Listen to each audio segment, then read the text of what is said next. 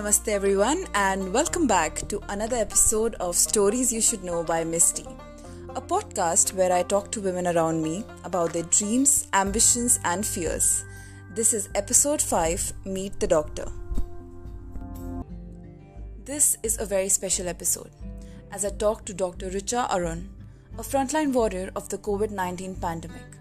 A 29-year-old doctor currently posted in Seven Hills Hospital, Mumbai on COVID duty. Richa specializes in community medicine, a branch of medicine dealing with healthcare issues affecting community as a whole. In her words, she has been getting ready to face the pandemic for a very long time. Now, before we start, I want to ask you for a small help. I want you to tell your friends about my podcast. Send them the link, tell them to hear it once. If you and your friends like this podcast, give it a shout out by tagging me on Instagram and Twitter at TangyMisty. You can also use the hashtag Stories You Should Know by Misty. So now, let's go.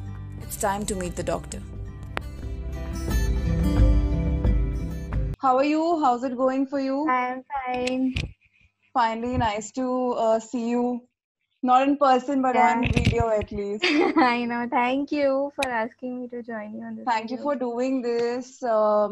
Richa, thank you so much, first of all, for saying yes for this thing. I know you have a very, very packed schedule, and it's been kind of a crazy 2.5 months, both mentally and physically. How are you coping? Yes. So it has been crazy 1.5 months. I've been continuously on Corona duty right now. Right. And I don't know how I'm coping. I have my own breakdowns. And Right. there are times when I don't know what to do. And then I just run home and meet my mom. So that day I just told my seniors, I was doing 10 days continuously. Oh, So then God. I was like, yeah, I need to take a break for one day at least. So then I went home, I met my family, and then I came back again How yesterday. long you have been away from home exactly now? It's been around 2 months, yeah. Since 18th of March, I think. So yeah, more than 2 months now.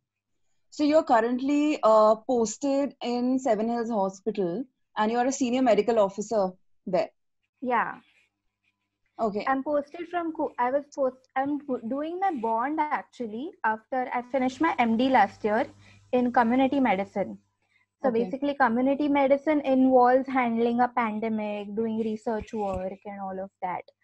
So it is kind of the work which my field is supposed to do right now.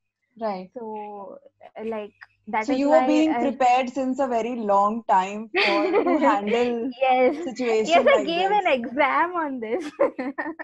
So, I mean, of course, no one was prepared for whatever is happening, So but it was you were prepared, yeah. kind of studying about it. We were studying about it. We were asked about Ebola and everything in our exams and all that. How old were you when you realized that you want to be a doctor? It was in my 6th standard when I gave my Homi Bhabha science exam, and they asked in that form. I was giving my final interview of that exam, and in that exam they used to ask what you want to become when you grow old. So I had written doctor over there. So actually my family is a big inspiration for me. Most of my family from my mother's side, they are all doctors. Okay. So I see the kind of work they do, and I'm like, I also want to do work like that. Because it's a very noble profession, you are saving lives. Doctors are gods. For us, we are told, doctor Bhagwan hai. Bhagwan saman hai, wo Right. tumhari jaan bachata hai. So it's a very noble profession, but it's a very tiring profession. The study itself takes such a long time, right?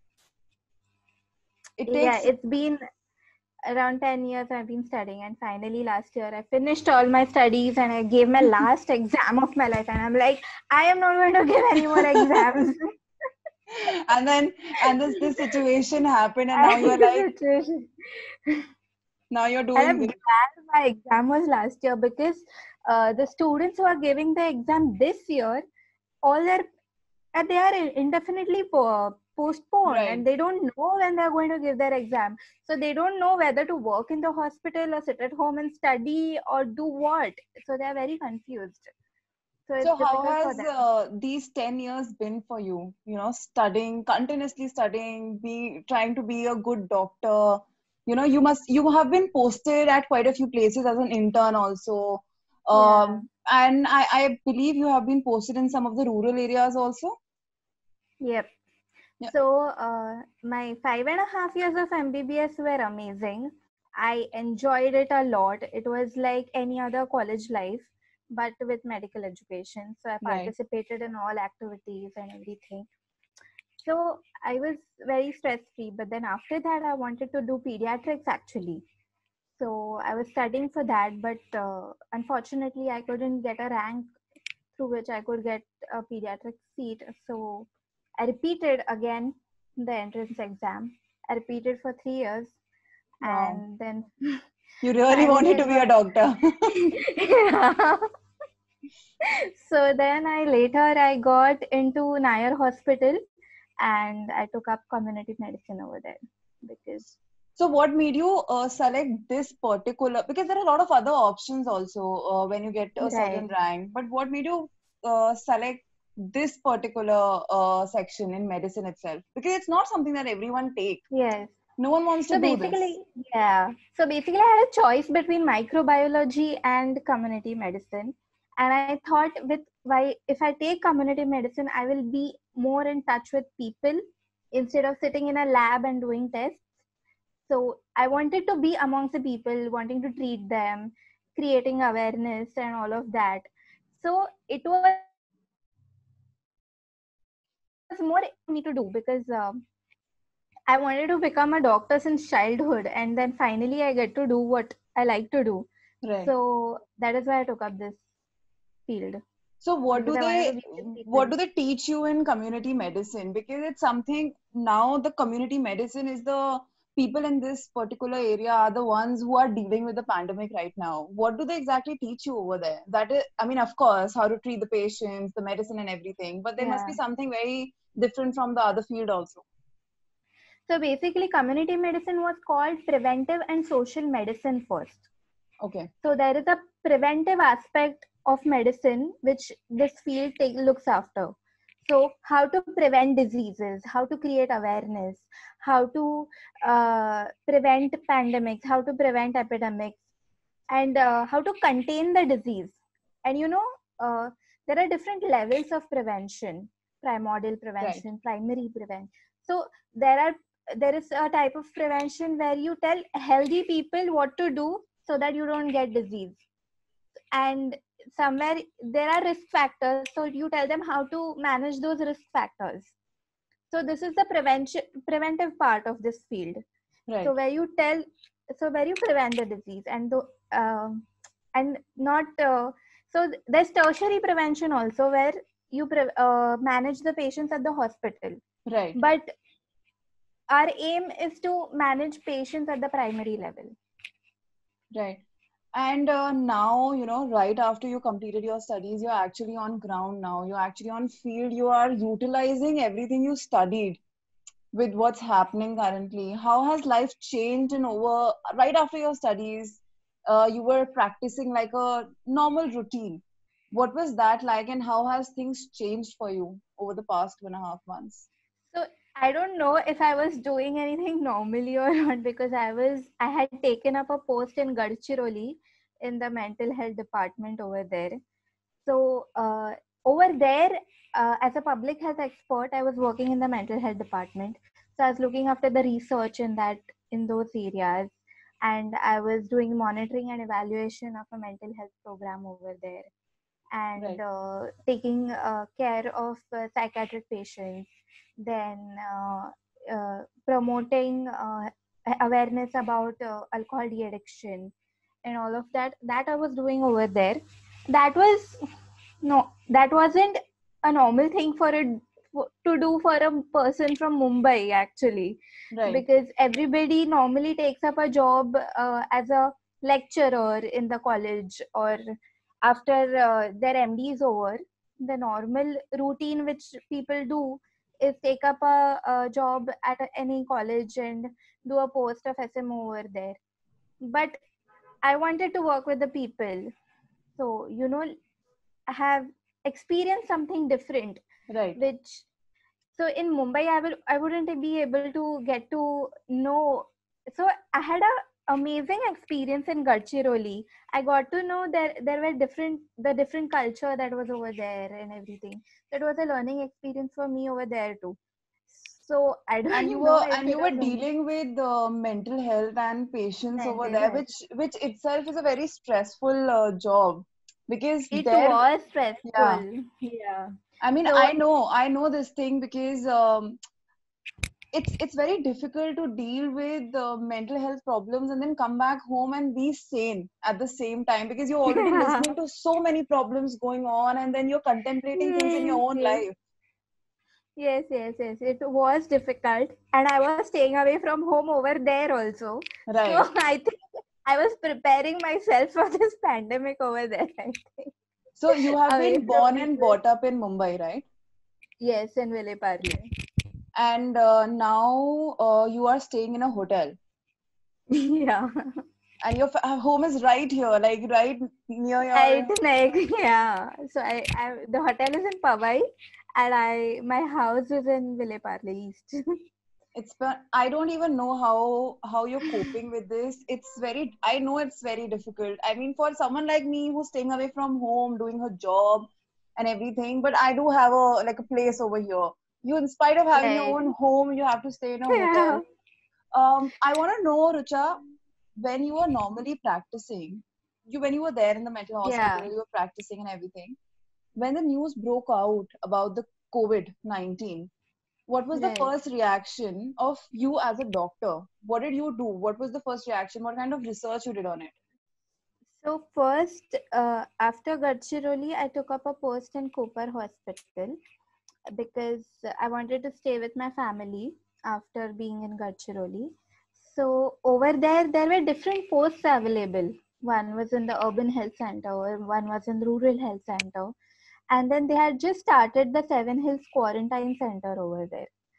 So I was very excited actually to go and work at Seven Hills because the whole world was talking about it and everything. Right.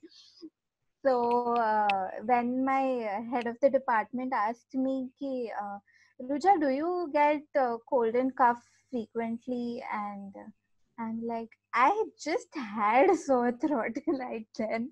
So I Right. ignored it. I ignored that and I said, no, sir, no, I don't get any cold or cough. So he's like, then you'll be posted at Seven Hills. So that is how it started. So when I first went there, we were just screening all the travelers that were coming from the airport, and we were quarantining them at the Seven Hills Hospital. So when you found out that a virus like this is out, and this was your area of special expertise, this is what you have been studying. What was your first reaction when you found out about this news that something like this is spreading now as a doctor? Okay, yeah. So like everybody else, I was like, it's not going to affect us. Like it's happening outside India. I don't know if it'll come to India or not.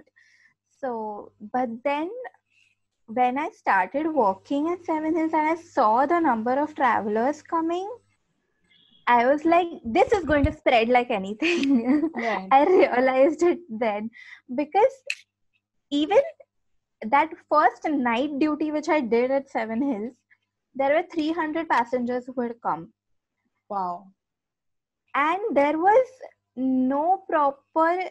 We were screening them, but there were a lot of loopholes in it.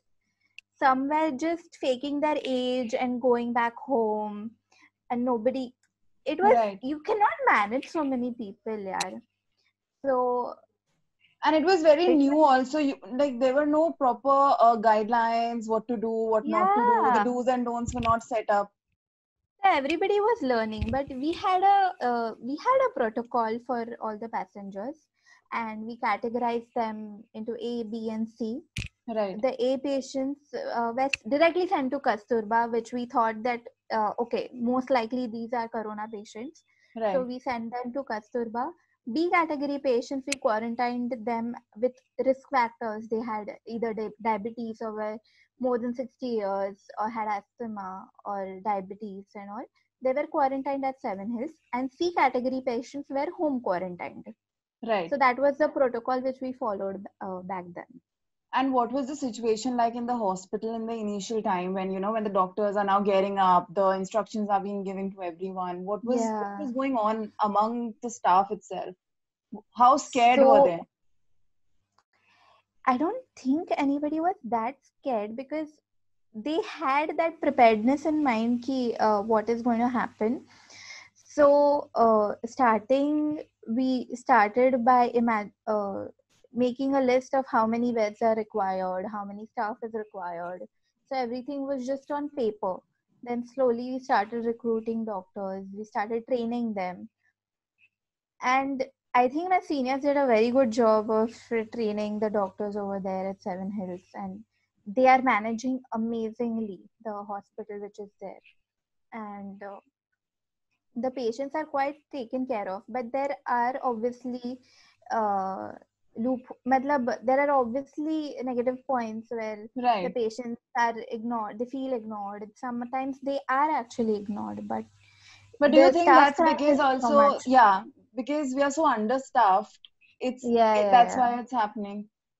It is. How does the normal, like now, how the regular days are looking like? I mean, you're getting how many patients on regular basis? How difficult is it? Is there still that panic mode on? From someone who's outside, I'm reading news, right? I know there's a lot of, Yeah, like Mumbai is at the peak. Every right. day I read a news, it says that highest number of COVID patients recorded in Mumbai. Every day it's the same news. Yeah. Every day we are reaching another milestone of highest number of patients. How is it happening in the hospitals? Is it So getting in difficult my, for doctors to yeah, manage? it is difficult because we don't know, because many people come for admissions and we cannot admit all of them. We are not admitting asymptomatic patients, those Right, who do not have anything, but we are admitting critical patients, and all whatever the staff is there, we are admitting them. right, So admission is a problem, and we are getting around 80 admissions, almost around 80 admissions every day. But we are also discharging around 60 to 70. Day before yesterday, we had 77 discharges. right, So there are people who are turning negative, and we are discharging them. So beds are available, beds there, but it happens only when the discharges happen. The right. beds will be available. True. So how many discharges happen, that many admissions we take. So the hospital is always full. Right. And as a So doctor, how aware you think the public is when you see them right. coming in, or when maybe your friends or family is asking you about the information, how well you think people are aware about what's going on and what they should and shouldn't do?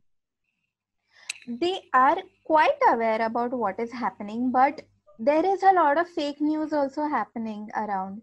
There are different types of treatment available. You should use this medicine, you should use that medicine, Right, but nothing is proven till now. We cannot just there's no evidence for that. What kind of treatment is there? Everybody is researching only. This is right, one big research that is happening all over the world. right. How to contain this disease, we don't know actually. And We are waiting for the vaccine, yeah. how's your family coping with this thing? Because it's not just a quarantine situation for them. A member of the family is always Yeah, in a infected and a prone area. You're always right, there, continuously there. How are they coping with this mentally also, and how are you coping with it? right. So my dad is not a doctor, and my mom is a doctor, so she understands the necessity of me working over there and staying away from the family and everything. But my dad is very, I don't know, he doesn't understand what is happening. He's like, why are you staying away? You can stay at home. It's okay. Yeah, Yeah, and all that.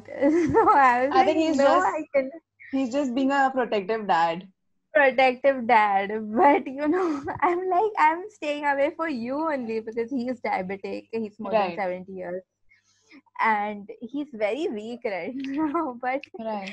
it's funny how he's like, "Arey, just come, it's okay." How are you doing? You know, you're staying away from home since last Yeah, 2.5 months. How's it mentally right. for you? It's been I don't know, have been exhausting, Yeah, but how is it? it is exhausting. I talk to my mom on phone. I talk to my friends. I connect with them through social media. I started my page on Instagram, but I've share my stories. I started doing yoga, and yoga has helped me a lot to keep myself mentally stable. So I Right. am doing the 30-day thing, and I'm on my ninth day today. So That's I've nice. been At least doing something it. to, keep you motivated, keep your mental health Yeah, in right place. actually, I have my ukulele, so I play sometimes. That's amazing. What do you play Yeah. exactly? Ah, that's so great. Can you just play something? This is so good. No, I'm just learning. I don't know anything. I was just doing the Sham Bhi Koi song. I am not Just great at just it. sing 2 lines for us, no? I think you can do that. शाम भी कोई जैसे है नदी लहर लहर जैसे बह रही है कोई अनकही कोई अनसुनी. That's one of my favorite songs, by the way. But I'm so glad I'm you're learning sorry I something ruined new. it. No, you didn't. You absolutely did. I think that was very sweet. Yeah, that was very, very sweet. Thank you, thank you. So Richa, I'm tell me learning the something. ukulele. Yeah. So tell me something. Now you are there in the hospital. We spoke about, how doctors are dealing with it, how patients are Hmm. coming in about their information. What about the patients who are positive, who are COVID positive? How are you guys dealing with them, and what's their mental status currently? So right now, this they are more psychologically stressed instead of being clinically affected, because the fact that it is such a widespread disease is getting to them. Ki, oh my God, I have got corona, and they are actually very psychologically stressed. So the staff over there first tries to counsel them and says that Right, it's okay, you will get out of this. It is treatable, and it is, once you become negative, you will be discharged and you will go home. And so that's how they counsel the patients. But it is tough for them too, and they have to stay away from their family. They cannot meet their family. They can just talk to them on the phone. right, And so it is difficult for them. But there are times when death happens and the relatives are away, and then suddenly death happens and the relatives are like, what? I didn't, matlab, there is a right. lack of communication. Now we try our best to communicate to the relatives the status of the patient, but it is difficult because there are almost 25 to 26 wards in the hospital, and Right, we have to locate every patient. There are around 900 to 1000 patients over there. right, So contacting, keeping the relatives updated about the status of the patient is very difficult. So they keep calling, please बताओ हमारे patient का क्या status है, हमें hmm, जानना है. So it is difficult more for the relatives, because right, the patient is in the hospital, he is being taken care of, but the relatives don't know anything what is happening to the patient, what medicines he is getting, what kind of treatment he is getting, when will right. he be discharged.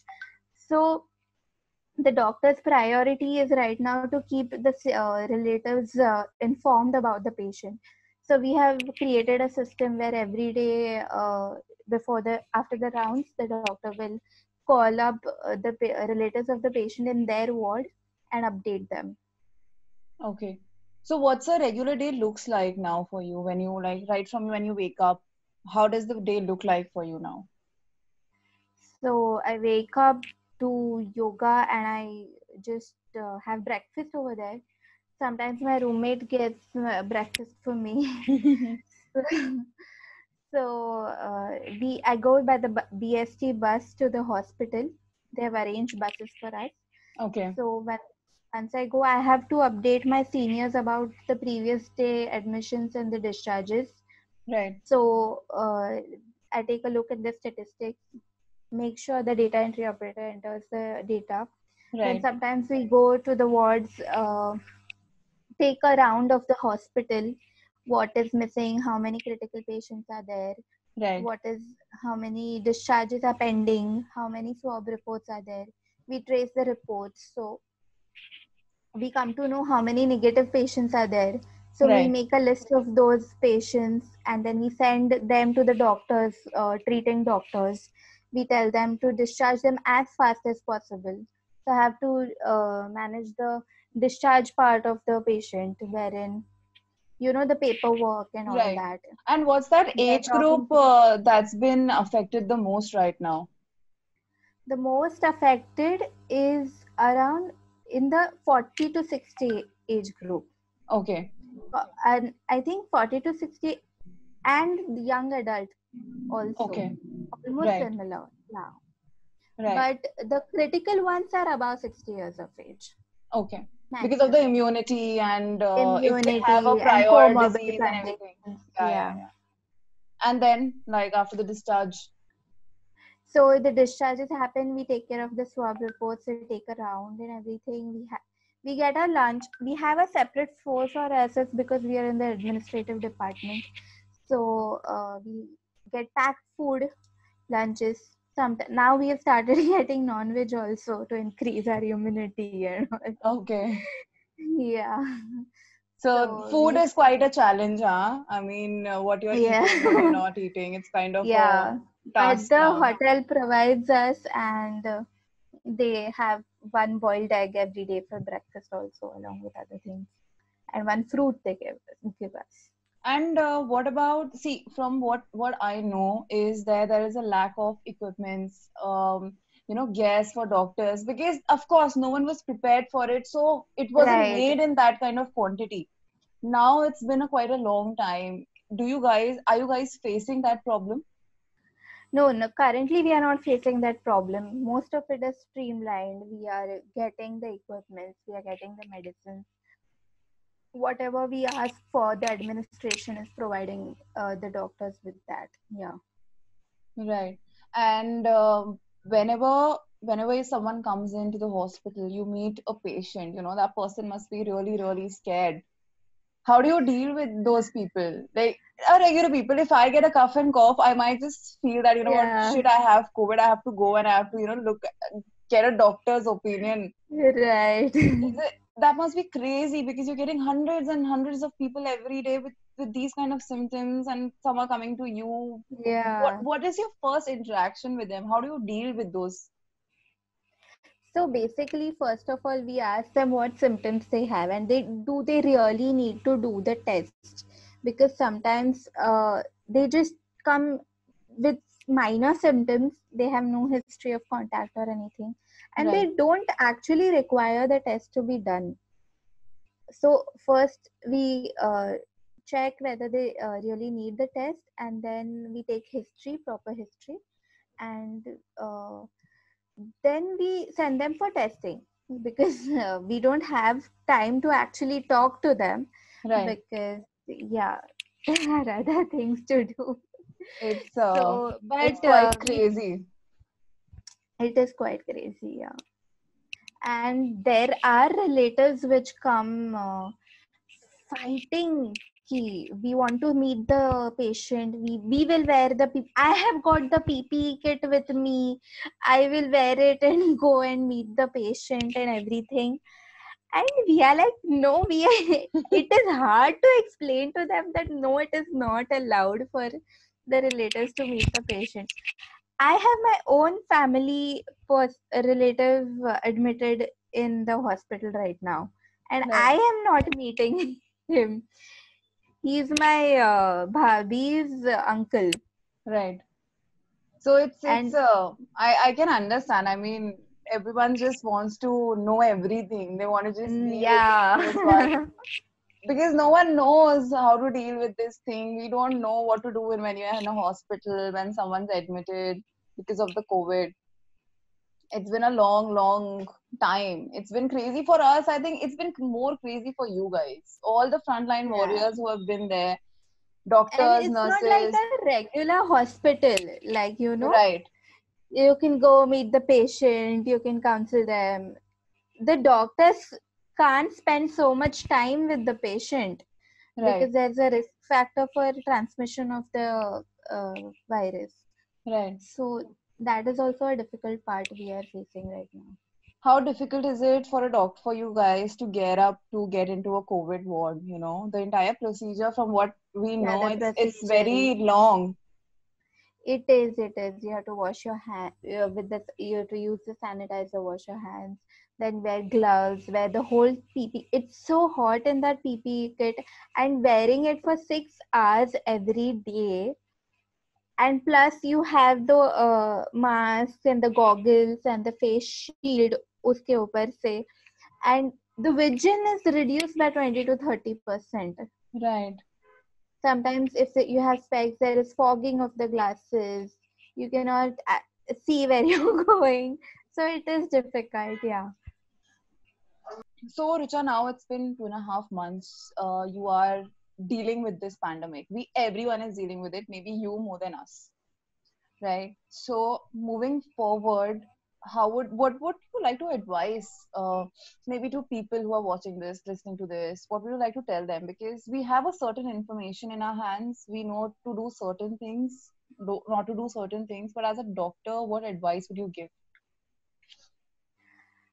I don't know as a doctor or not, but as a person in mental health, I would like to suggest that take one day at a time. Like, don't think a lot into the future, what will happen, when will the lockdown end, because it will create a lot of stress. Right. Right. Thinking about what will happen in a month, or will the load increase, will the number of patients increase, and will it spread further, and will there be more deaths and all that. Thinking about that, it will create a lot of stress. So instead, concentrate on what you are doing right now, what is there in front of you, whatever your routine is. Form a routine for yourself, follow it, and just be in touch with your family, with your friends, and stop sharing fake news. Stop sharing without any evidence. If you want, if you actually get some good articles from proper journals and everything with evidence, then you can share those, or any guidelines you get from BMC or the government, you can share those. But if you just get random WhatsApp messages, so please don't circulate that, and because it will create more panic among everybody. True. Because they exaggerate a lot of facts and everything. Right. So for myself, I have stopped watching news because you're already dealing with it. You're already dealing what is in the news. So I can totally understand that. So like I'm like, okay with what is happening in the hospital. I don't want to know about what is happening outside it right now. Right. Maybe later, if need be, then I will look into it. So that's what I want to advise. This has been a wonderful session, Richa. I never knew that I can get so much information by just talking to you. And, personally, I would like to say thank you. I haven't got a chance to say thank you to any frontline warrior. I think you are the one I can say thank you to on behalf of people I know, maybe everyone around me. It's difficult, I know, but it's more difficult for you guys than us. We are here living in a luxury, in a world. We can just sit and chill for a while. You guys can't do that. Thank you so much. I have a 5-star bed. So it's I like that spirit of yours. It was wonderful talking to you, Richa. Thank you for doing this. Thank you. Thank you so much. That was Dr. Richa, a frontline warrior of the COVID-19 pandemic. Always smiling and ready to help. It's people like Richa who are staying away from their home and fighting this war today so that we can think of a safer tomorrow. Thank you so much for listening. If you like this podcast, please drop a comment if wherever you are listening allows you to. You can also write to me at tcisha@gmail.com. I would love to hear from you guys. I will be back with another story very soon. Till then, stay tuned, stay in, and be safe. This is Misty signing off.